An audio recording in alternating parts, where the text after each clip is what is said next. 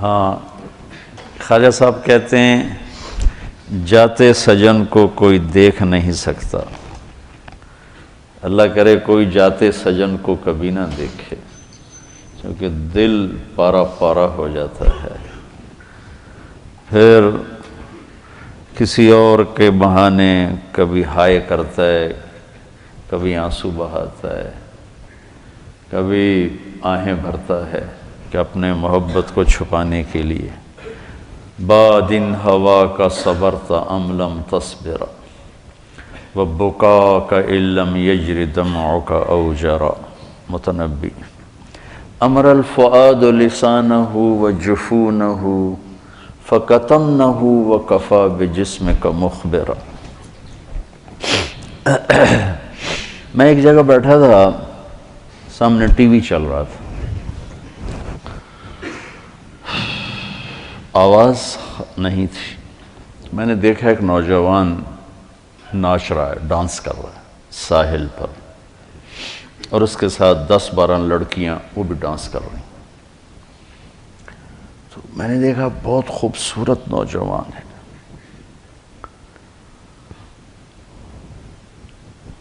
تو مجھے خیال آیا یہ جو اتنی بڑی گمراہی میں ہے اس کو ہدایت کیسے ملے گی،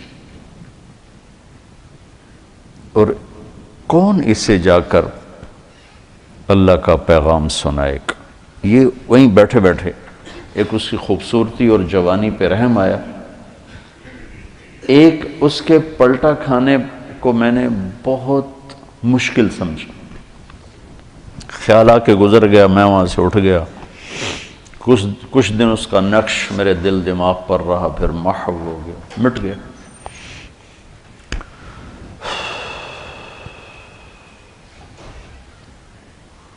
کراچی کا اجتماع تھا ستمبر میں، تو انہوں نے میرے لیے ایک چھوٹا سا خیمہ بنایا ہوا تھا کراچی والوں نے، تو میں وہ خیمے میں بیٹھا ہوا تھا، تو ایک نوجوان میرے پاس آیا کہ جی پاکستان کا ایک مشہور گلوکار ہے، اس کا نام ہے جنید جمشید، میں آپ سے ملانا چاہتا ہوں۔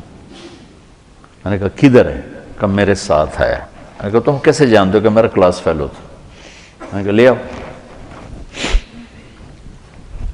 تو وہ اس کو جب لے کر آیا تو اس نے چہرہ چھپایا ہوا تھا، مجمع کی وجہ سے شاید چہرہ پورا سے چھپایا ہوا، میرے سامنے آ کے بیٹھا اور یوں کھولا تو وہ وہی نوجوان جس کو میں نے اسکرین پر ناچتے دیکھا تھا۔ حیران۔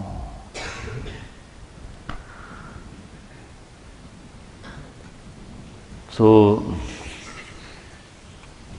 میں نے کہا آپ کا نام؟ کہا جی جنید جمشید۔ میں نے کہا کیا کرتے ہو؟ کہا میرا موسیقی سے تعلق ہے۔ میں نے کہا گاتے ہو یا بجاتے ہو؟ کہا جی میں گاتا ہوں۔ کہ یہ جو دل دل پاکستان ہے یہ میں نے گایا ہے۔ اچھا اچھا اچھا، وہ تو بہت مشہور ملی نغمہ ہے۔ کہاں جی وہ میں نے گایا ہے۔ اچھا۔ اس کے بعد میری اس سے کیا بات ہوئی، اب 20 برس ہونے کو ہیں، یاد نہیں، تاثر یاد ہے کہ اس نے آگے کیا جواب دیا۔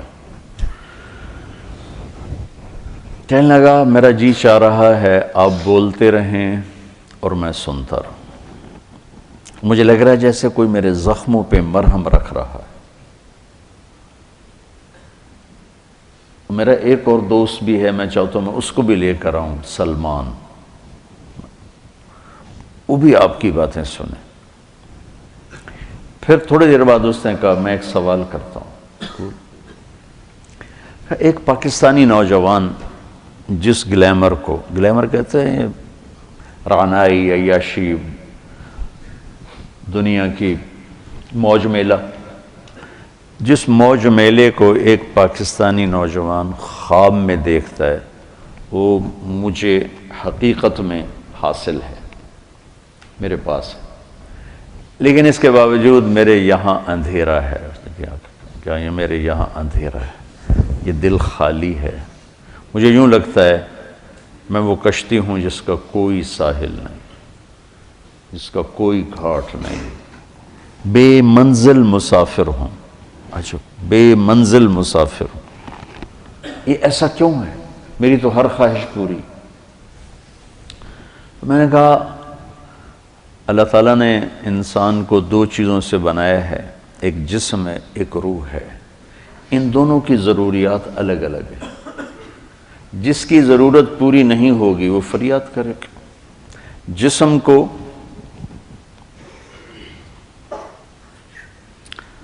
روٹی چاہیے، پانی چاہیے، ضروریات زندگی چاہیے، ان میں سے جو چیز بھی اس کو نہیں ملے گی وہ فریاد کرے گا۔ روح نہ عورت کو جانتی ہے، نہ روٹی کو جانتی ہے، نہ پانی کو جانتی ہے، نہ موسیقی کو جانتی ہے۔ روح ایک اللہ کا امر ہے جو صرف اللہ کو جانتا ہے، اسے اللہ چاہیے، اسے اللہ کا رسول چاہیے۔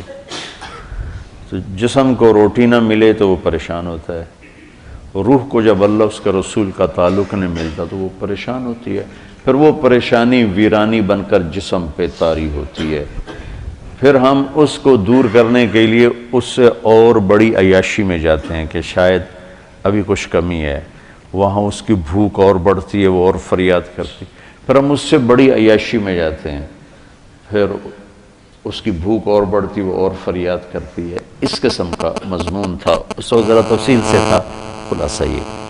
اور میں نے کہا اس کی مثال ایسے کہ درد ہو اس گھٹنے میں اور دوا لگے اس گھٹنے میں تو دوا بھی جا رہا ہے اور درد بھی نہیں جا رہا۔ دوا لگ رہا ہے، درد نہیں جا رہا، کیوں؟ جہاں درد ہے وہاں دوا نہیں، جہاں دوا لگ رہا ہے وہاں درد کوئی نہیں، تو آرام کیسے آئے گا؟ تو یہ بے چینی، کرب، یہ تو روح میں ہے اور ہم اسے دور کرنا چاہتے ہیں۔ جسم کی ضرور موسیقی، کھانا پینا، 5 اسٹار ہوٹل، گلیمر، موج میلہ، پروٹوکول، یہ تو سب جسم کی چیزیں، روح کو ان سے کیا سروکار؟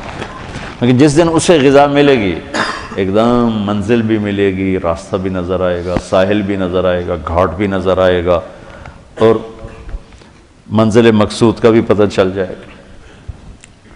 تو یہ ہماری پہلی ملاقات تھی، اور میں نے غالباً کہا کہ آپ کچھ تبلیغ میں جانا شروع کریں، 3 دن لگانا شروع کریں۔ کہنے لگا میں کیسے لگاؤں، میں تو گاتا ہوں، ناچتا ہوں، ڈانس کرتا ہوں، تبلیغ کس منہ سے کروں؟ کعبہ کس منہ سے جاؤ گے غالب، شرم تم کو مگر نہیں آتی۔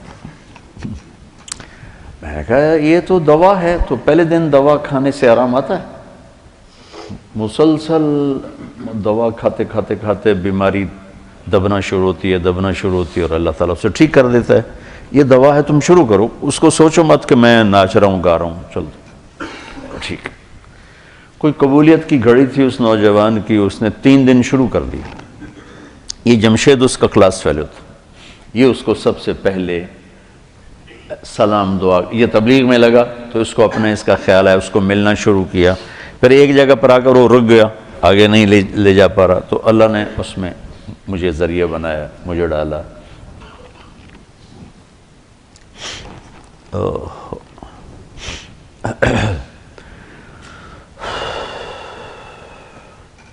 نومبر 1997 میں 4 مہینے کے لیے میری تشکیل ہو گئی امریکہ، مستورات کی جماعت، میں اور اہلیہ اور لاہور کی جماعت تھی۔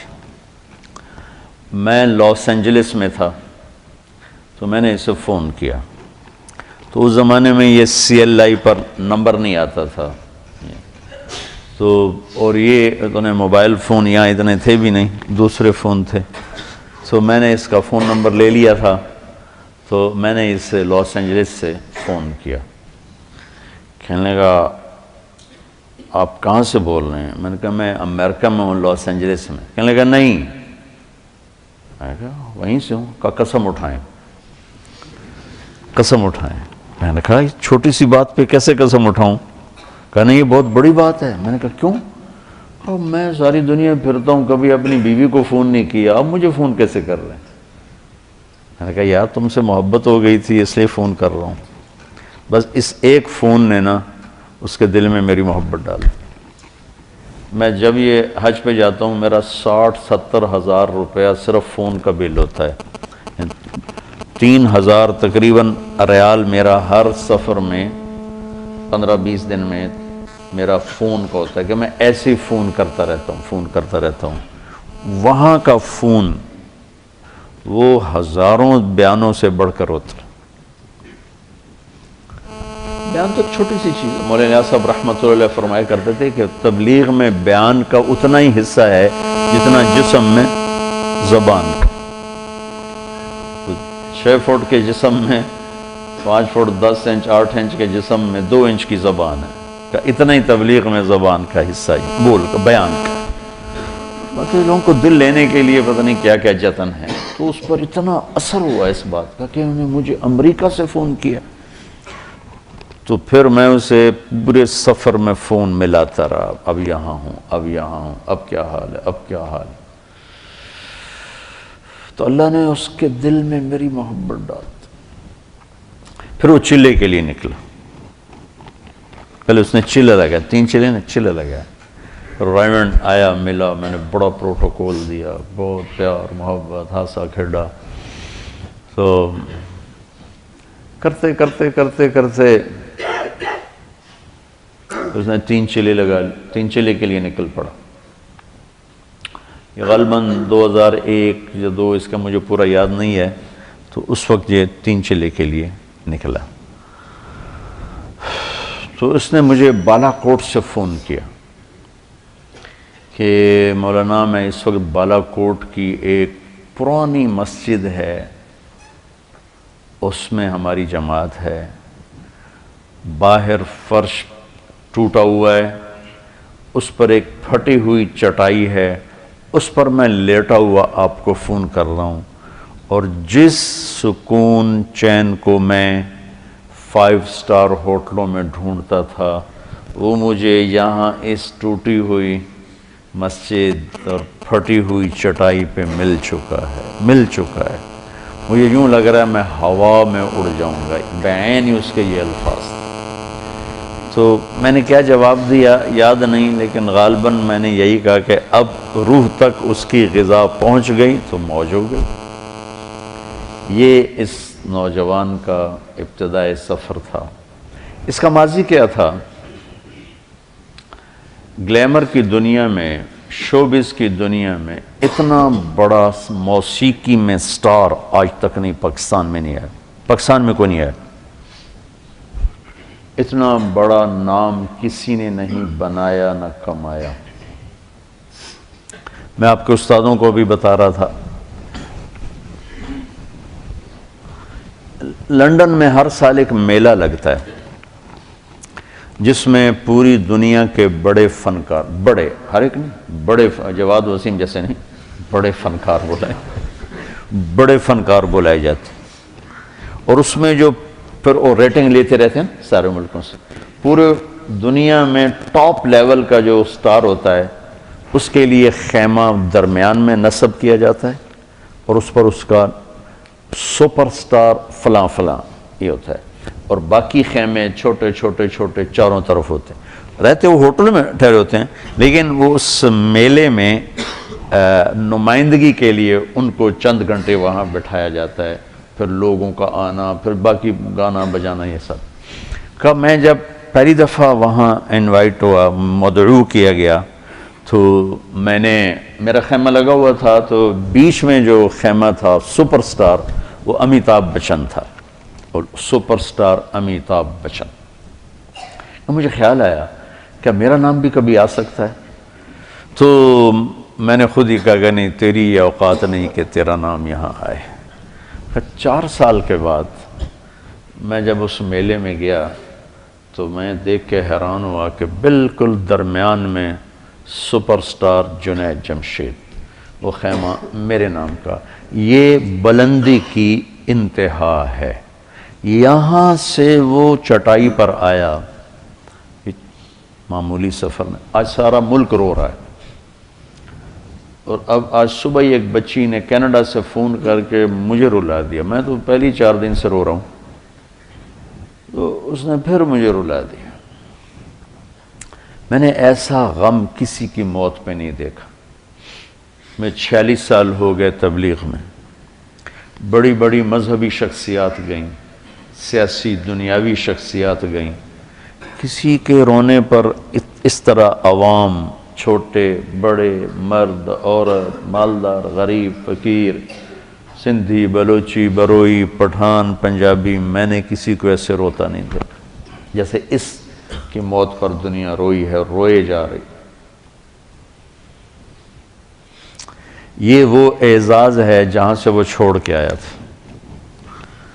ابراہیم بن ادھم رحمۃ اللہ علیہ جب حکومت چھوڑ کے جنگل کی راہ لی تو وہاں ایک درویش پہلے بھی اللہ اللہ کر رہا تھا، اس کو غیب سے کھانا آتا تھا۔ ان کا کھانا آیا تو انہوں نے ان کو دعوت دی کہ آئیے کھائیے، تو انہوں نے کہا نہیں آپ کھائیں، مجھے بھوک نہیں۔ انہوں نے اپنا کھا لیا، 2 روٹی اور کچھ ساتھ ترکاری۔ جب ابراہیم بن ادھم کو بھوک لگی اور انہوں نے دعا کی تو پورا دسترخوان اتر آیا، بھرا ہوا۔ تو وہ درویش ایک دم بول اٹھا، یا اللہ میں تو برسوں سے پڑا تجھے یاد کر رہا، میرے لیے 2 روٹی اور سبزی اور یہ آج آیا اور اتنا بڑا دسترخوان۔ تو کہتے ہیں میں نے یہ واقعہ پتہ نہیں کہاں پڑھا تھا یا کہیں سے سنا تھا، سند تو مجھے معلوم نہیں ہے۔ تو غیب سے آواز آئی کہ تم جھونپڑا چھوڑ کے آئے ہو، یہ بادشاہت چھوڑ کے آیا ہے۔ تو ہر ایک کو اعزاز، انزل الناس منازلہم، انزل الناس منازلہم۔ تو اللہ نے اس کو اس کے منزلہ پر اتارا۔ واللہ میں نے ایسا سوگ، ایسا ماتم، ایسا رونا میں نے نہیں دیکھا۔ جنہوں نے کبھی اس کو دیکھا بھی نہیں وہ بھی روئے جا رہے ہیں۔ اتنی بڑی جگہ سے نیچے آنا، تمہیں کوئی ممبر سے اتار دینا تو تم کفر کے فتوے اور بغاوت پہ آ جاؤ۔ کہاں سے وہ اترا ہے؟ یہ سروزہ جماعت کا امیر بدل دو نا، تو جس کو بدلو اس کو غصہ چڑھو کہ مجھ سے امارت چھین لی۔ تبلیغ والوں نے اس کی قدر نہیں کی، مکی مسجد والوں نے اس کی تشکیلیں بند کر دیں کہ یہ تو اپنی ترتیب پہ چلتا ہے۔ میں تمہارے استادوں سے کہہ رہا تھا کہ ہاتھی کو ٹوکرے میں کوئی بٹھا سکتا ہے؟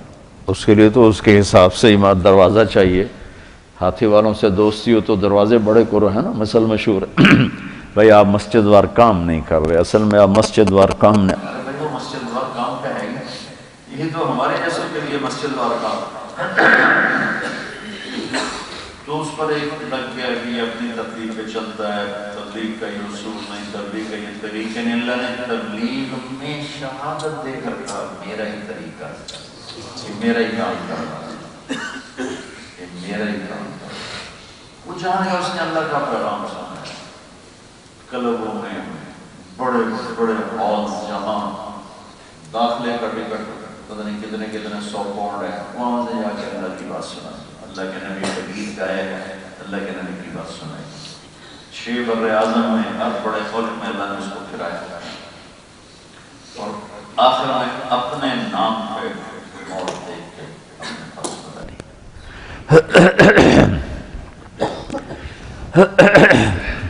تین چیلے لگنے کے بعد اب اس کو کام تو کوئی آتا نہیں، بالکل سادہ، دنیا کے لحاظ سے کچھ پتا، بہت ہی سادہ۔ جب اس نے پہلی البم بنائی نا، البم نعتوں کو، وہ جو تھی ہاں پہلی البم بنائی نا جلوہ جانا، تو مجھ سے کہنے لگا میں نے البم بنائی ہے تو میں سوچ رہا ہوں میں اس کا نام کیا رکھوں۔ میں نے کہا کیا رکھو؟ کہ میں سوچ رہا ہوں عمل میں بالمعروف نہیں عن المنکر رکھ۔ تیری عقل کو سلام، ارے بے وقوف، یہ کوئی رکھنے کا نام ہے؟ کہنے لگا پھر آپ بتائیں۔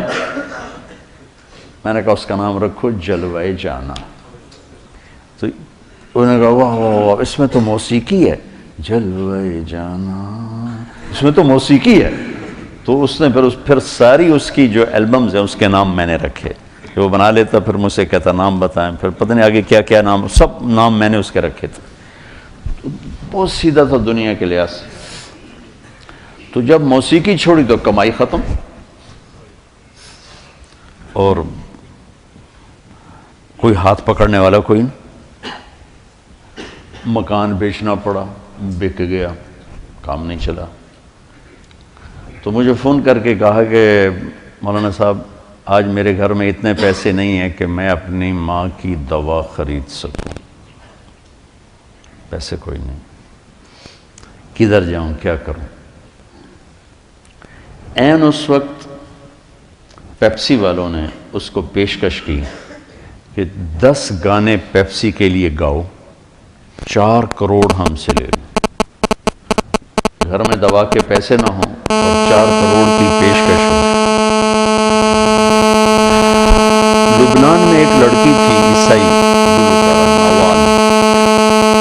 پیپسی والوں نے اس کو تیار کیا پیپسی کی مشہوری کے لیے گانا، مکس گانا مرد عورت. اس نے شرط لگائی کہ جنید صرف پاکستان سے میرے ساتھ گا سکتا ہے اور کوئی نہیں، اس کے ساتھ گاؤں گے اور کسی کے ساتھ. تو لہذا انہوں نے اس کو لینے کے لیے اتنی بڑی قیمت لگا دی. تو کاد الفقر ان یکون، فقر آدمی کو کہاں تک پہنچاتا ہے. تو وہ اتنا بے بس ہو چکا تھا کہ اس نے کانٹریکٹ سائن کیا، حامی بھری، شیو کرایا اور لبنان پہنچ گیا. مجھے پتہ چلا تو سب کو دعا میں لگایا اور خود میں نفلوں میں لگ گیا. پتہ نہیں میں کتنی نفل پڑھتا گیا، دعا مانگوں نفل پڑھوں، دعا مانگوں نفل پڑھوں. غالباً کوئی 50 نفل میں نے پڑھے. بے قراری کی کیفیت، رونا آئے. ایسوں کو تو ذمہ ہوتا ہے مالدار لوگوں کے کہ وہ سنبھالیں، لیکن موسیٰ علیہ السلام کا فرمان ایک روایت میں آتا ہے، جب اللہ ناراض ہوتا ہے تو پیسہ بخیلوں کو دے دیتا، حکومت نکموں کو دیتا ہے، بارش بے موسم کی کرتا ہے. تو عموماً اس وقت پیسہ بخیلوں کے پاس. تو جب وہ وہاں پہنچا اور انہوں نے اس کو ہوٹل میں ٹھہرایا، ادھر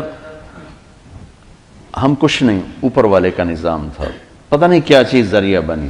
میں ایسے ہی دعویٰ کروں کہ میں نے دعا کی، میں نے نفل پڑھے، اللہ مجھے بڑے دعوے سے بچا. کہتا میں ہوٹل میں جب لیٹا تو بے قراری شروع ہو، بے چینی شروع ہو، نیند نہیں آ رہی، کروٹیں بدلتے رات کے 12 بج گئے اور میرے اندر آگ. آخر میں بے قرار ہو کے اٹھا، بیگ اٹھایا، کمرہ بند کیا، کاؤنٹر پہ چابی پھینکی اور سیدھا بیروت ایئرپورٹ پر آ گیا.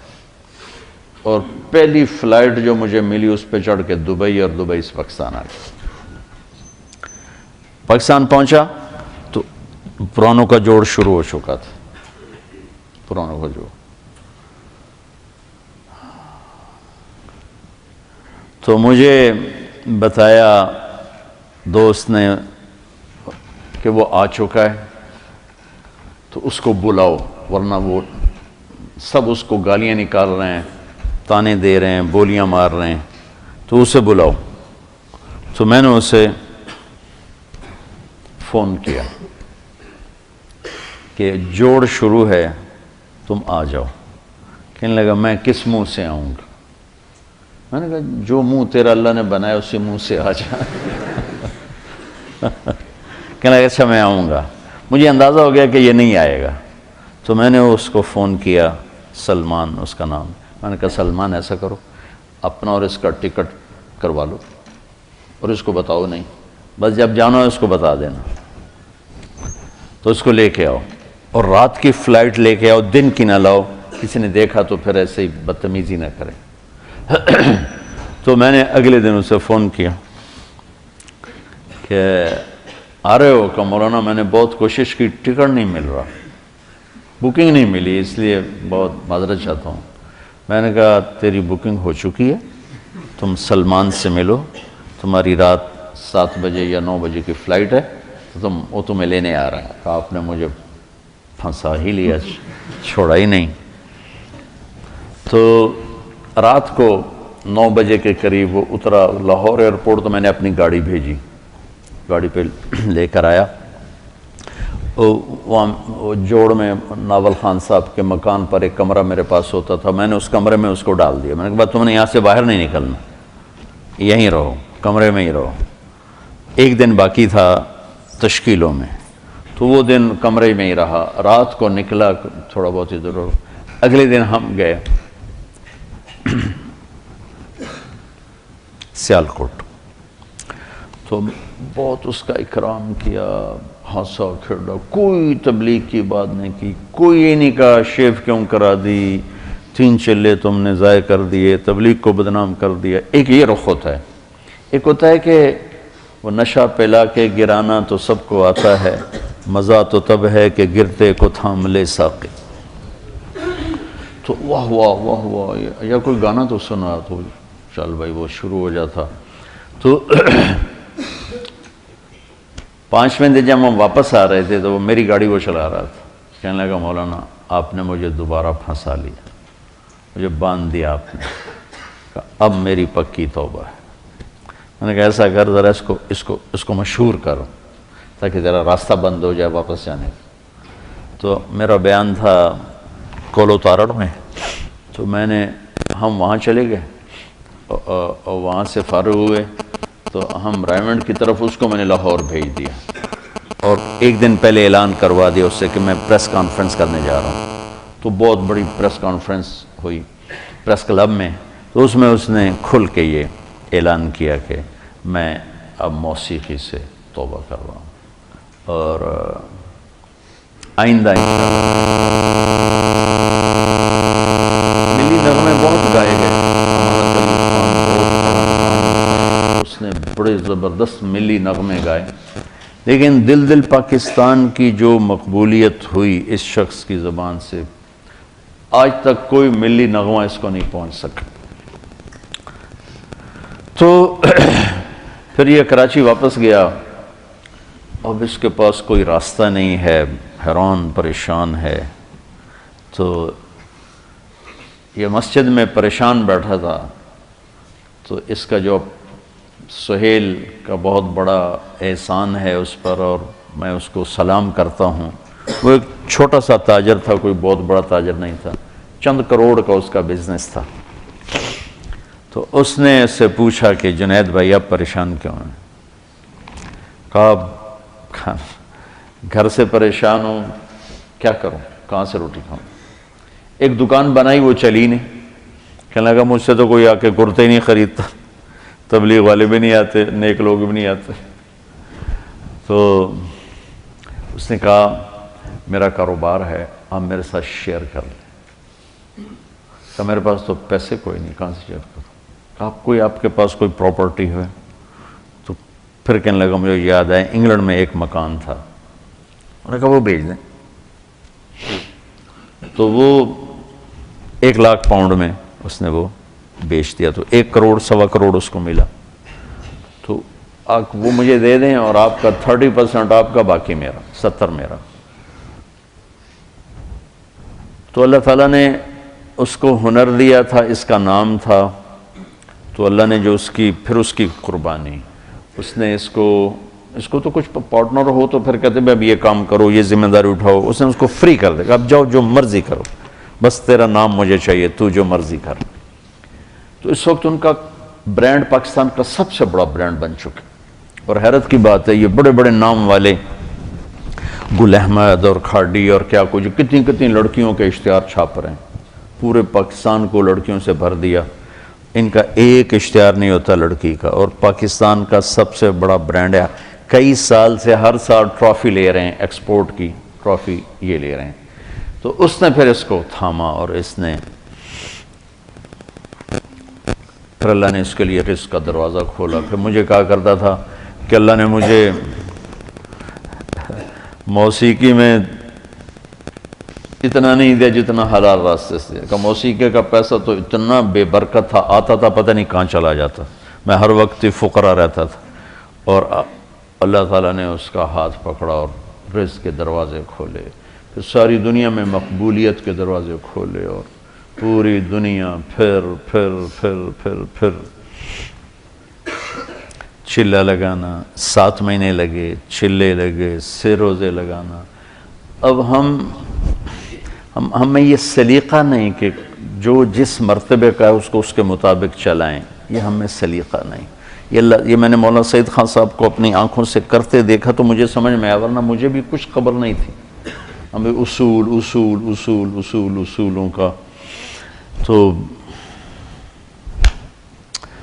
میرے نبی کا انداز یہ نہیں تھا جریر بن عبداللہ کے لیے چادر بچھا رہے ہیں، ابو بکر کے لیے نہیں بچھائی، جریر بن عبداللہ کے لیے بچھائی، یمن کے شہزادے ہیں، ان کو اپنی چادر پیش کی، اس پر بیٹھو۔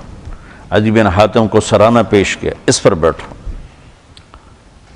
تو انزل الناس منازلہم میں ہم سے نا وہ پہچان نہیں ہو پاتی، تو ہم بڑے بڑے ہیرے ضائع کر بیٹھتے ہیں۔ پھر اللہ تعالیٰ نے اس کا جانا جلدی لکھا تھا۔ میں گیا جمعے کو ان کے ہاں، تو اس کی بیگم بہت رو رہی تھیں، وہ کہہ رہی تھیں کہ مجھے آج کل کہہ رہا تھا کہ دیکھو عائشہ میرے پاس ٹائم تھوڑا ہے، جلدی کر لو بچوں کی شادیاں، اور دیکھو تم ناراض نہ ہونا، میں نے اللہ سے اب اس کے راستے کی شہادت مانگی ہے، تو تم پریشان نہ ہونا میرے بعد، میرے بچے تمہاری خدمت کریں گے، سہیل بھائی تمہاری ضرورتوں کا خیال رکھیں گے، میں نے اللہ سے شہادت مانگی ہے، مجھے لگتا ہے میری عمر بس 52 سال ہی ہے، 52 سال کی عمر میں انتقال ہو۔ تو کہنے لگی میں نے اس سے کہا تیری ماں 75 سال کی عمر میں مری، تیرا باپ 80 سال کی عمر میں مرا، تو کیوں ابھی سے موت کر رہا؟ کہتا بس مجھے لگتا ہے میرے 52 سال ہی ہیں، لہٰذا پریشان نہ ہونا میرے بعد، اللہ تمہیں ضائع نہیں کرے گا، تمہارے بچے تمہاری خدمت کریں گے، سہیل بھائی تمہاری ضرورتیں دیکھیں گے۔ تو میں نے اپنے اللہ سے مانگا کہ میں اس کے راستے میں اپنی جان دوں، تو کہاں سے تقدیر نے اس کو اٹھایا، امریکہ سے انگلینڈ آیا، انگلینڈ سے کراچی آیا، کراچی سے لاہور آیا، تو لاہور تھا تو سعید چلی کی جماعت میں چل رہا ہے وہاں چترال، اس کا فون آ گیا کہ میری نصرت کے لیے آؤ، سہیل کو بھی اس کو بھی، تو تیار ہو گیا، ٹھیک ہے میں آتا ہوں، اور سہیل کو بھی اس نے تیار کیا، مجھے بھی فون کیا آپ بھی چلو، تو سہیل نے بھی کہا، میں نے کہا ٹھیک ہے آپ لوگ تو چلو، میں بھی دیکھتا ہوں اگر موقع ہوا تو میں بھی چلتا ہوں آپ کے ساتھ، میں تو کبھی چترال گیا نہیں، چلو آپ کی برکت سے میرا بھی سفر ہو جائے گا۔ کاش آپ میں سے کوئی بچہ مجھے اس جیسے اخلاق والا مل جاتا۔ میں تمہارے استادوں سے کہہ رہا تم سارا دن قرآن حدیث پڑھاتے ہو، کیونکہ تم سب میرے سامنے میرے بچے ہو، کچھ میرے بھائیوں جیسے مولانا عبیداللہ صاحب جیسے میرے بڑا، مولانا مفتی صاحب جیسے، باقی سب تو میرے چھوٹے ہیں۔ میں نے کہا میں دیانتداری سے کہتا ہوں، میں تم میں وہ اخلاق نہیں، اپنے میں وہ اخلاق نہیں دیکھتا جو میں نے اس نوجوان میں وہ اخلاق دیکھے۔ تو سٹیج پر جب اداکار آتا ہے تو اس کے آنے کا جو وہ ہوتا ہے نا، اس کو کہتے ہیں انٹری، وہ اگر ایسی ہو کہ مجمع اثر لے لے تو پھر وہ چھا جاتا ہے۔ وہ آئے جواد وسیم کی طرح پیٹ نکال کے تو وہ کبھی بھی سٹیج پہ مشہور نہیں ہو سکا۔ تو ایک اداکار کا آنا یہ بڑا قیمت رکھتا ہے۔ ایک جب وہ اپنا پروگرام یا اپنا حصہ ختم کر کے جب نکلتا ہے پیچھے، ایک وہ بیچ میں کچا پکا بھی ہو جائے تو کوئی فرق نہیں پڑتا، لیکن اس کا آنا بھی ہونا چاہیے گرم جوشی کا، اور جانا بھی ہونا چاہیے گرم جوشی کا، تو پھر بیچ کا جو کچا تاثر ہے یا تھوڑا جو ڈاؤن ہوتا ہے وہ لوگ بھول جاتے ہیں۔ تو پھر میں وہ اس کو تشبیہ دیا کرتا تھا، میں کہا جنید تیری انٹری بڑی زبردست ہوتی ہے۔ مجھے اتنے لوگ فون کرتے ہیں، کبھی کوئی ایسے نہیں گرم جوشی، کبھی کسی نے مجھے اتنی گرم جوشی سے کبھی نہیں کہا مولانا مولانا مولانا، چاہے دن میں 10 دفعہ فون کرو، اسی گرم جوشی کے ساتھ بول۔ یہ میرے والد مرحوم میں عادت تھی کہ وہ جس کو ملتے تھے آؤ جی ایسے کر کے ملتے، تو لوگ ساری زندگی یاد رکھتے تھے۔ وہ پہلی انٹری ایسی ڈالتے تھے، حالانکہ وہ بڑے غصے والے تھے، لیکن پہلی انٹری ایسے آؤ جی۔ تو وہ لوگ ساری زندگی یاد رہے. اب مجھ سے وہ ہوتا ہی نہیں ہے. ایک دفعہ ہمارا نائی، میں نے شاید پہلے بھی سنایا آپ کو، عبدالشکور مرحوم فوت ہو گیا. مجھ سے کہنے لگا مولانا صاحب توڑے دیرے آمن دی کوئی چس کوئی نہیں، آپ کے دیرے آنے کا کوئی مزہ کوئی نہیں. میں کہا کیوں؟ اچھا میں نے اس کو گھر بنوا کے دیا، اس کا سارا خرچہ میرے ذمے، اس کے بچوں کا، اس کی بیگم کا، اس کی بیماری کا، بچوں کی شادی کا، بچیوں کی شادی کا، سارا خرچہ میرے ذمے، سال کی گندم سارا میرے ذمے. میرے باپ نے ایسا کبھی نہیں کیا تھا. شاید کدی 5-10 روپے دیتے ہو میں نے اس توتے کے، اور یہ سارا کچھ میں کر رہا ہوں. اور اب اس کے مرنے کے بعد بھی اس کا وظیفہ اسی طرح چل رہا ہے، میں نے اس کو بند نہیں کیا. لیکن گرم جوشی اور ٹھنڈے پن کا کتنا اثر ہوتا ہے. کہنے لگا مولانا صاحب توڑے دیرے آمن دی چس کوئی. میں کیوں؟ کہ جب میاں صاحب ہوندے ہیں یعنی میرے والد، تو جو ہی میں گیٹ پہ آتا تو دور سے کہتے آؤ بھائی عبدالشکور آ گیا. ایتھنا دے ہاتھ ہوندے ہیں آؤ بھائی عبدالشکور آ گیا. او بشیر آ 2 بندیاں دی روٹی لے آ. کھاتا زیادہ تھا تو کہ 2 بندیاں دی روٹی لے آ. تو اس کو 2 کی بجائے، میرے باپ کا پروٹوکول کیا تھا، 2 کی بجائے 4 روٹیاں، ٹھیک، اور ایک آؤ بھائی آؤ بھائی. میں یہ نہیں کر سکا، ٹھیک ہے. اور میں نے کیا کیا میں نے آپ کو بتا دیا ہے. اب وہ سارا اس نے 0 کر دیا، اور میرے باپ کا یوں ملنا اس نے 100 کر دیا. اور کہنے لگا توڑے کو لاویدہ ملن واسطے منہ توڑا ایدے ہوندہ مسافر تسی ایدے کر دے تو کی ملنا. اس کو یہ دیکھو میری ساری خدمت اس نے کیسے 0 کر دی. یہ توجہ فرمانی، توجہ کہاں سے ہے؟ وجہ، چہرہ میری طرف کرو، چہرہ توجہ اپنے چہرے کو میری. اس لیے تو میرے نبی اذا التفت التفت جمیعا، یوں نہیں کرتے تھے، یوں نہیں کرتے، یوں کرتے تھے پورا، اور یوں ہوتے تھے پورا. ایسے نہیں ہوتا تھا. کہ یہ اتنا اثر ڈالتا ہے کہ میری اتنی خدمات اس نے ایسے کر دی.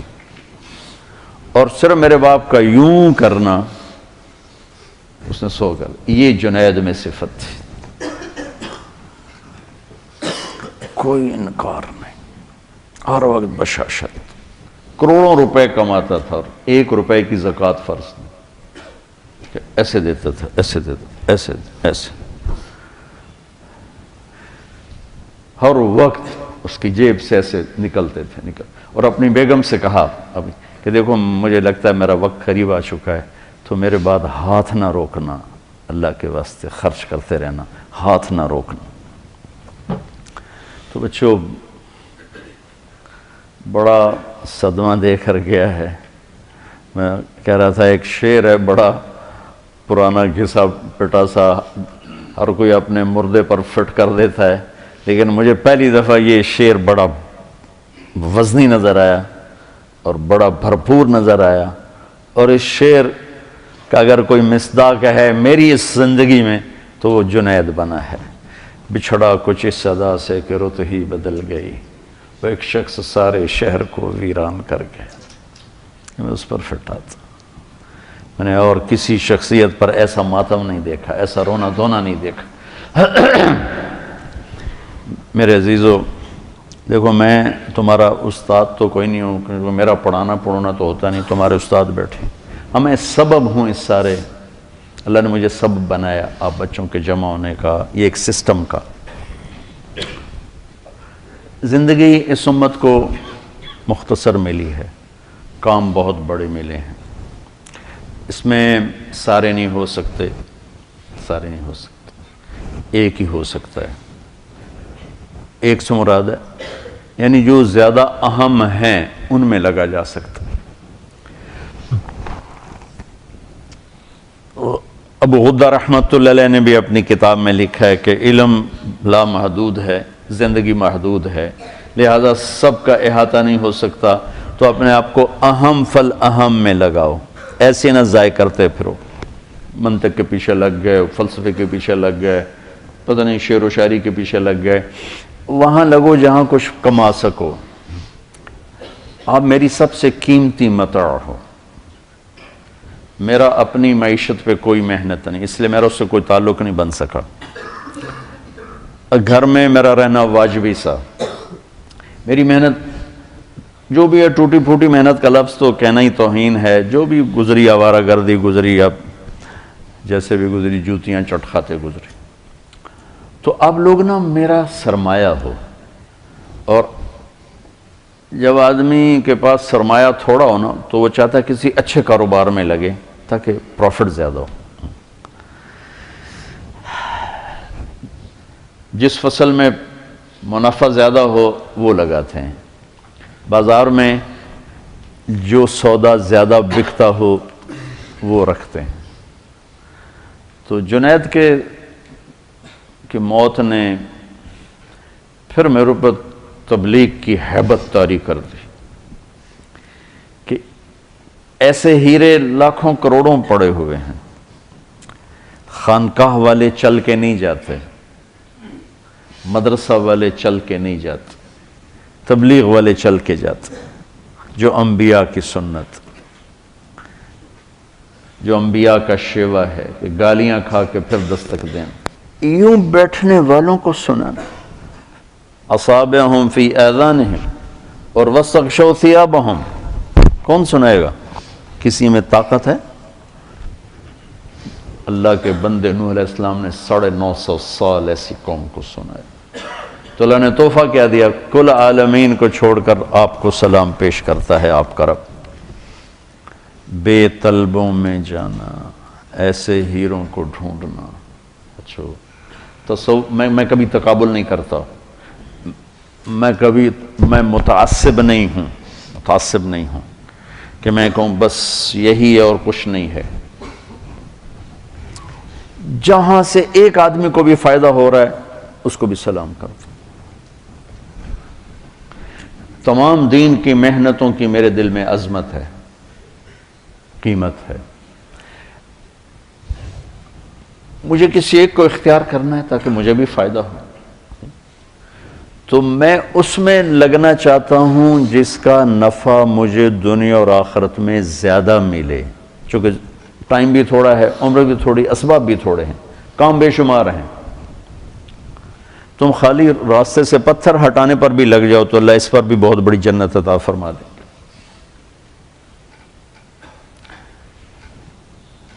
ایک واقعہ یاد آیا، ایک غلام جیلانی برق مرحوم تھے، پہلے تو وہ پرویزی ٹائپ تھے، پھر مولانا زید الحسانی رحمۃ اللہ علیہ کی صحبت کی تو فیل اللہ نے ان کو توبہ کی توفیق بخشی، تو بہت بڑے ادیب تھے، قلم کے بادشاہ تھے۔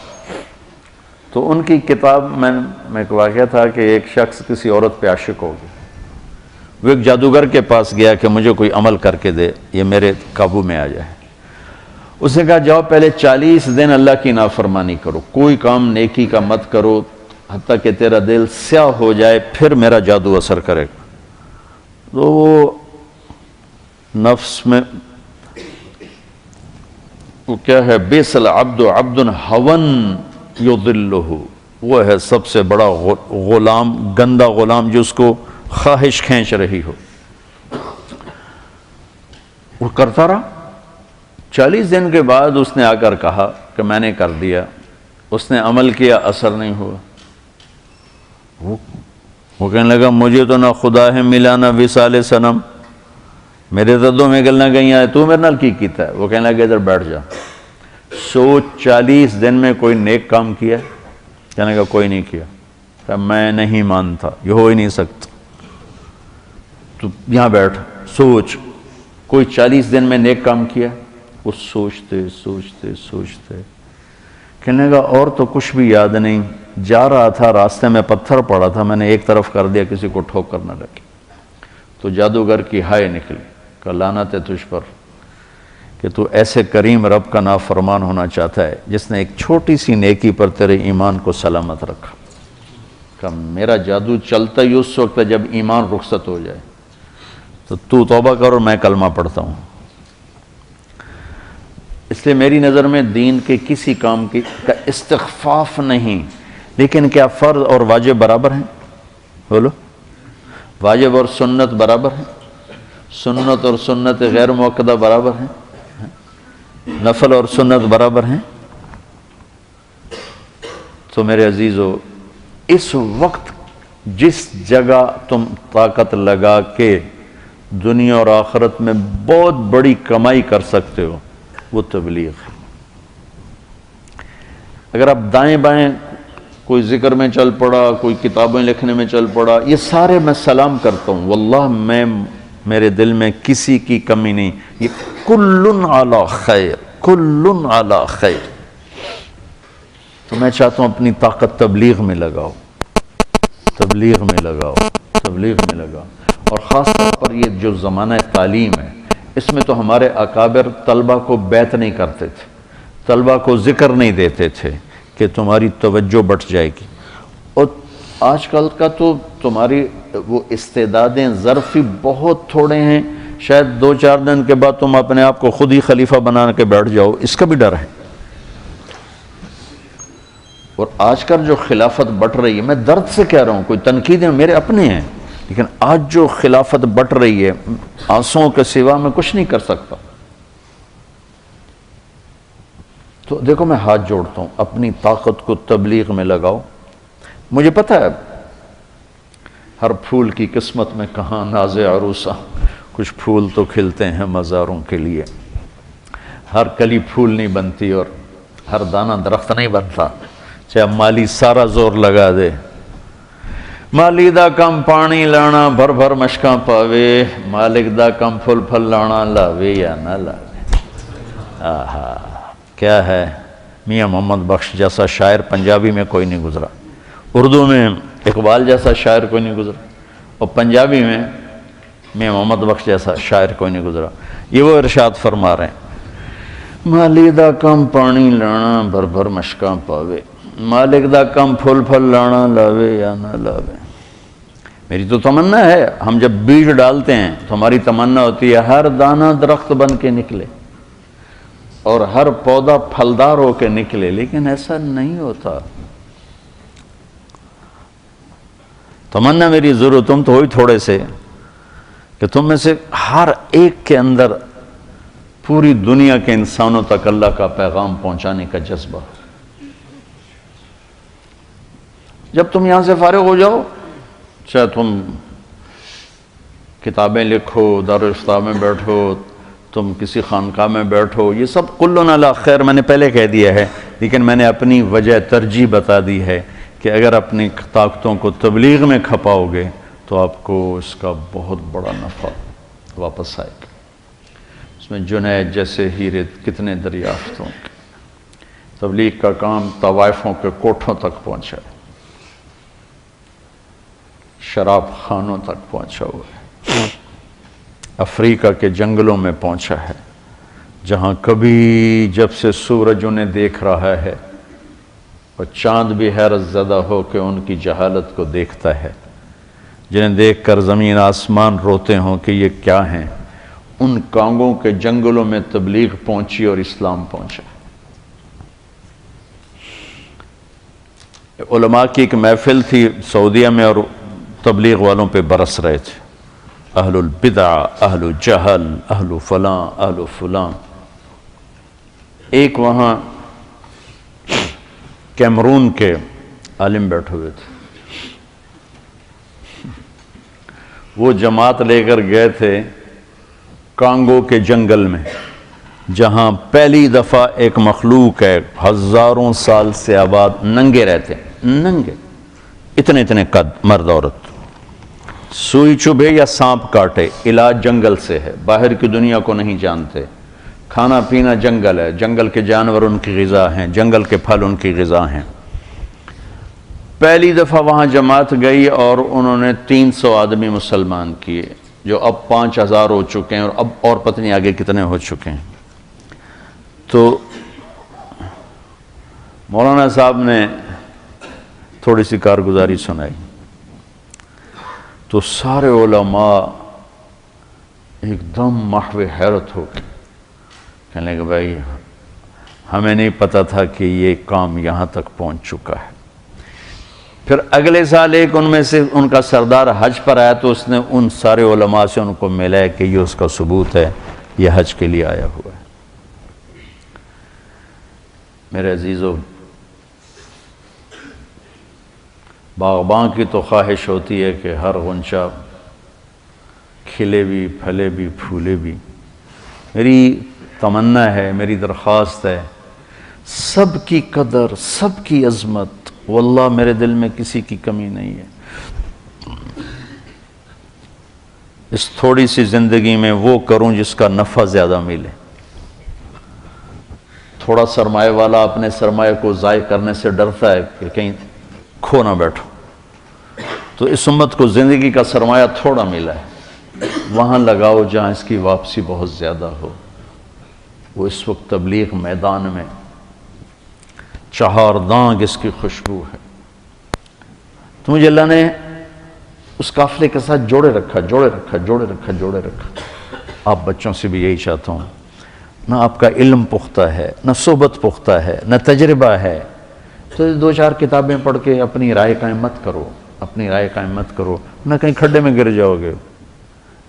ہم آپ کو زبردستی تو نہیں کر سکتے ہیں، لیکن اپنے دلوں کے دروازے ہماری آواز کے لیے کھلے رکھو، اپنے دماغ کے ریشوں کو ہماری بات کے لیے کھلا رکھو، کل آپ اس کا نفع اٹھاؤ۔ میں نے اپنے بڑوں کی ہر ناگواری کو برداشت کیا اور کبھی اعتراض نہیں پیدا ہونے دیا۔ ٹھیک، اللہ مجھے اس کا نفع دے رہا ہے، اللہ مجھے اس کا نفع دکھا رہا ہے۔ تو تم مجتہد نہ بنو بچوں، خود اپنی رائے قائم نہ کرو، یہ ہے اور یہ ہے، بہت چھوٹا سا ہمارے پاس۔ تو پھر ویسے ہم نے نصاب چھوٹا کر دیا ہے، یہ 8 سال والوں کو 7 سال کر دیا، اب 7 سالوں کو 6 سال کر دیا، تو اب 3 جگہ تم تقسیم نہیں ہو سکتے ہو، لہذا یا تعلیم میں لگو یا تبلیغ میں لگو، یا فارغ ہو جاؤ پھر جو تمہارے جی میں آئے، چاہے جو مرضی کرنا۔ مجھے 8 سلسلوں میں خلافت حاصل ہے، 8، یہاں 4 ہیں نا، چشتیہ، قادریہ، سہروردیہ، نقشبندی۔ مجھے 8 سلسلوں میں 4 جو ان کو مجھے نام بھی نہیں آتا۔ خلیفہ غلام احمد صاحب رحمۃ اللہ علیہ کا پیغام آیا، نقشبندی سلسلے کی بہت بڑی شخصیت تھی، اور حضرت لاہوری رحمۃ اللہ علیہ سے بھی خلافت تھی۔ ڈیرہ اسماعیل خان سے پیدل لاہور جاتے تھے اپنے شیخ کو ملنے کے لیے، ڈیرہ اسماعیل خان سے پیدل، 104 سال کی عمر میں وفات پائی۔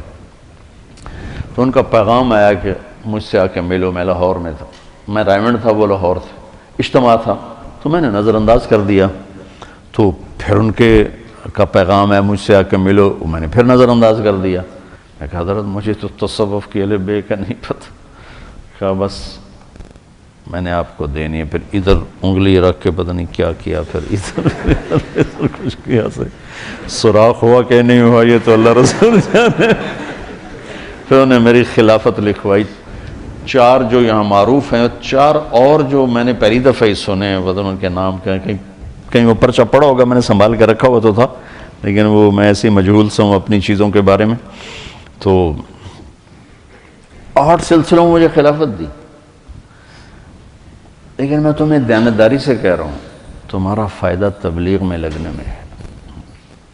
مولانا یوسف لدھیانی صاحب رحمۃ اللہ علیہ نے مجھے خلافت دی، اور میرے لیے جو سب سے بڑی باعث برکت ہے نا، وہ سید نفیس الحسینی شاہ صاحب رحمۃ اللہ علیہ کی نسبت۔ تو بچوں آگے فقیرانہ آئے صدا کر چلے، میاں خوش رہو ہم دعا کر چلے۔ کرنا نہ کرنا تو آگے تمہارا کام ہے، بتانا ہمارے ذمہ ہے۔ سو کوشش کی ہے کہ آپ کو بتا دیا جائے، احباب جمع ہے، میر حال جل کر پھر اتفاق سے دوست نہ رکھنا۔ چلو جنید کے لیے تھوڑی دعا کرو، اللہم لک الحمد وصلی علی محمد غفر منا ما انک انت الغفور الرحیم۔ یہ ہمارے ساتھ مہمان سے نیک نوجوانوں کا ہے، ان کے استادوں یا مدرسے کے ملازم ہوں یا یہ بچے پڑھنے والے ہوں، یہ سب تیری راہ کے مسافر ہیں، سب شربان شعور کی عبادت رہیں۔ یا اللہ، یا اللہ، ان کے اٹھے ہوئے ہاتھوں کی بخیر سارے شہدائے اس جہاز کو، خاص طور پر میرے دوست، میرے بھائی جنید کو اپنی شایان شان درجات عطا فرما، ان کی بخشش فرما۔ ان کے درجے بلند فرما، ان کی کمی کوتاہیاں معاف فرما۔ یا اللہ یا اللہ یا اللہ، زندگی بھر میں جو اس سے غفلت ہوئی، کوتاہی ہوئی، تو بہت قدرت والا ہے، اپنے فضل و احسان سے اس کو معاف کر دے۔ اس نے ساری زندگی تیرے نبی کی نعت سنائی، تیری تعریف کی، تیرے سامنے اس نے ایک مناجات ایسی گائی ہے یا اللہ کہ وہ جب بھی سناتا تھا ہمارے دل پگھلتے تھے، ہمارے آنسو بہتے تھے۔ یا اللہ وہ تیرے پاس پہنچ چکا ہے، ہماری دعا ہے یا اللہ کہ تو اہل ایمان کو وہاں جمع کرے اور اس سے کہے اٹھ اور کھڑا ہو، سنا الہی تیرے در پر بھکاری بن کے آیا، الہی تیری چوکھٹ پہ بھکاری بن کے آیا۔ یا اللہ مدتوں ہم نے یہ مناجات سنی، مینا میں سنی، عرفات میں سنی، مکہ میں سنی، اور یا اللہ ہم آنسوں سے روئے اس کی دردناک آواز نے۔ وہ خود بھی روتا تھا، ہمیں بھی رلاتا تھا۔ یا اللہ آج وہ تیری بارگاہ میں پہنچ گئے، میرا جی چاہتا ہے یا اللہ تو اہل ایمان کو جمع کرے، ان کی ارواح کو جمع کرے، فرشتوں کو جمع کرے، اور تو ان سے کہے میرے بندے اٹھ اور سنا، الہی تیری چوکھٹ پر بھکاری بن کے سراپا عجز فقر و ندامت لے کے آئے۔ اے اللہ ہم بھی تیرے پاس راستے میں ہیں، کب آنا ہے تجھے زیادہ پتہ ہے، لیکن ہم بھی میرے مولا بھکاری ہیں، عجز و ندامت ہے، دامن خالی ہے، نیکیاں بھی گناہ نظر آتی ہیں، گناہوں کا بوجھ تو پہلے ہی بہت زیادہ۔ اے اللہ ڈر لگتا ہے پتہ نہیں کس حال میں تو واپس بلائے گا میرے مالک۔ تو نے فضل فرمایا ساری زندگی نیک نامی کے ساتھ گزر، نیک لوگوں کے ساتھ گزروائی، ان خوبصورت نوجوانوں کے ساتھ گزروائی۔ اے اللہ یا اللہ اے میرے مالک تیری بے نیازی سے ڈر بھی لگتا ہے، تو سمجھ تو غنی ہے، ہم فقیر ہیں،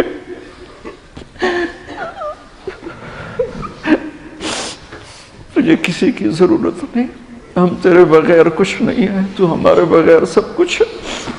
اے مالک تو نے یا اللہ فضل فرمایا، ایک زندگی کا لمبا عرصہ اس نیک راستے نیک نامی سے گزرو۔ یا اللہ اجعل خیر اعمارنا آخرہ وخیر اعمالنا خواتیمہ وخیر ایامنا یوم نلقاک فیہ میرے مولا۔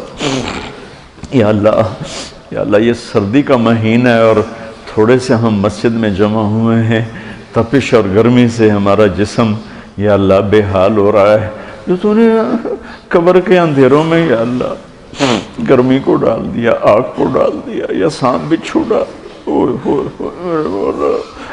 جائے فراری کوئی نہیں۔ اے اللہ ہماری قبروں کو تنگ نہ کر، اندھیرا نہ کر، گرمی نہ کر، جو تیرے نبی کا فرمان کہ قبر جنت کا باغ ہوتی ہے وہ باغ منا۔ ہم اس قابل تو نہیں ہیں، تیری رحمت تو اس قابل ہے نا یا اللہ۔ وہ غار والوں نے تو تجھے عمل پیش کیے تھے تو تو نے پتھر اٹھایا تھا، ہم بھی کیا پیش کرے یا اللہ؟ فقیر آدمی کیا پیش کر سکتا؟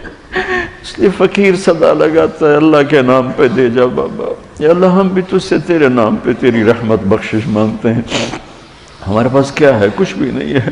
اے مولا یا اللہ ہمیں ننگے پن سے بڑی شرم آتی ہے، محشر کے دن تو کپڑے پہنائے گا جس کو چاہے، ان میں ہمارا نام بھی شامل کر۔